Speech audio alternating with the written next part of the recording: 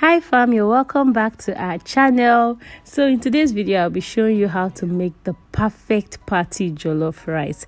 This can serve 20 to 30 persons. Very easy to make, and trust me, using this recipe you would create a delicious pot of rice every single time. So why don't you just take a second to click the subscribe button and turn on notification bell, so when I upload videos like this you won't miss it. So firstly, the night before I did a bit of meal prep and I decided to show you guys what I used for my paste. So I used a lot of onions, bell peppers, red bell peppers, scotch bonnet pepper, tomatoes, and then I just moved on to mix all of this because I wanted to boil it the night before. So you know, when I wake up in the morning, everything just happens really fast because this was actually for an event.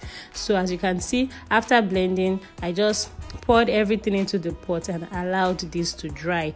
As usual, a list of all the ingredients will be in the description box, so make sure you check it out. Next, I wanted to show you guys how I spice my chicken. So I used some chicken seasoning. The brand I used is Benny, and then I added some grinded ginger, powdered garlic. I added some curry powder,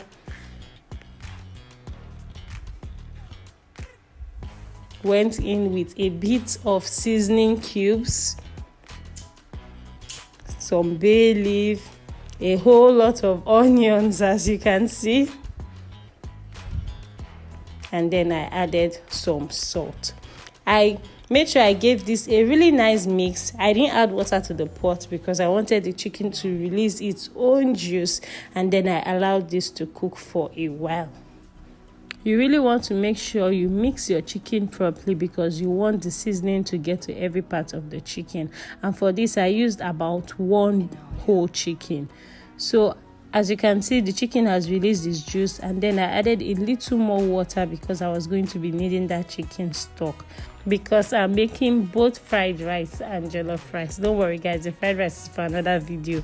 So as you can see, parboiling my rice, that is about 1 pinta measurement of rice. Like I said, all the ingredients will be in the description box so you can check them out. So while my rice is on the fire, trying to fry my meat because I'll be using the oil I used to fry my meat as the base for my jollof rice. So I'm moving on now to wash my rice properly, and then I'm going to share it into two because you know I said I'm preparing fried rice and jollof rice, so make sure you watch out for our fried rice video. So it's time for our jollof rice proper. Into hot oil I'll be adding in some diced onion. Next I'll be adding in my seasoning. I basically like to add my seasoning into the oil because frying it with your onions helps to just break it up, and then you get to perceive, you know, some really nice stuffs. So I'm adding in curry powder. I'll follow in with some thyme, then a little bit of nutmeg, just a little bit.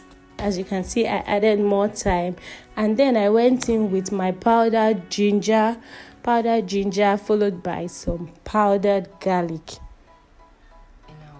And then I just gave this a really nice mix and allowed it to fry. Next, I added in my tinned tomatoes. So as you can see, as we move on, I know you'll be wondering that I'm adding so much tinned tomatoes, or even my tomato paste will appear to be much, but because I'm going to serve some of this stew out for something else, so at the end of the day, don't worry, the quantity is going to be balanced. So I'm going to add in enough tinned tomatoes, give this a really nice mix, and then I'm going to allow this to fry properly for a while. So this has been frying for a while, and now I'm going to add my tomato paste. So this is the tomato paste I prepared the night before. I'm going to be adding it, mixing everything together, and then we'll cover this and allow to cook properly.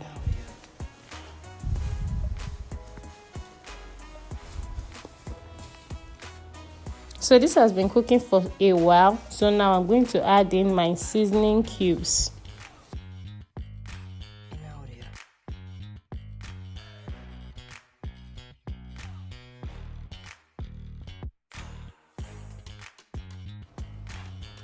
Give this a really nice mix, and then I'll be adding in my chicken stock.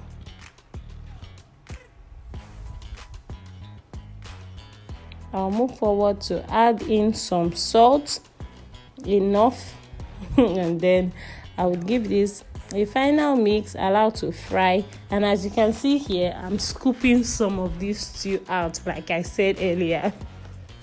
So guys, as I'm scooping my stew out, if you've watched to this point and you have not clicked the subscribe button, come on, make sure you click the subscribe button and let me know your thoughts in the comment section. I would like to hear from you. So I just added in some bay leaf now, and then I'll be adding in my rice. So this is half pinta of rice, and this is enough rice for about 20 persons. So it's a party, so we're not serving like extremely full plates, you get. So I'm just moving on to mix this properly. You want to do this to make sure that your stew really goes round. You don't want some parts to be more tastier than the others. So this point is very, very necessary. You mix your rice properly.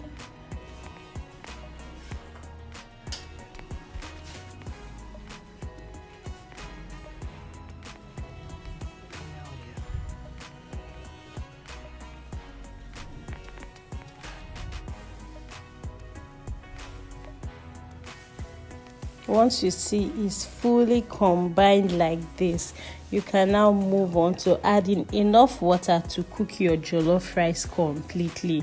One tip with cooking jollof rice, you don't want to be adding water in steps, so make sure you gauge it well. Add enough water to cook your rice completely, and then we'll let this cook. So guys, voila, this is our jollof rice, looking so delicious, right?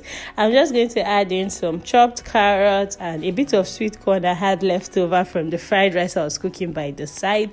Give this a final mix and our pot of party jollof rice is good to go.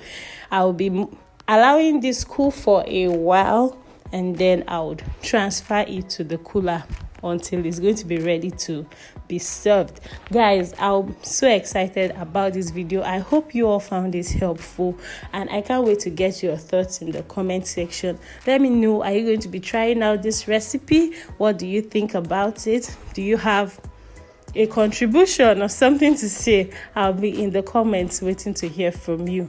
Make sure you subscribe to Aline vs Food if you have not. Turn on notification bell so when we upload videos you'll get to see it, and I'll be looking forward to see you in our next video. Bye.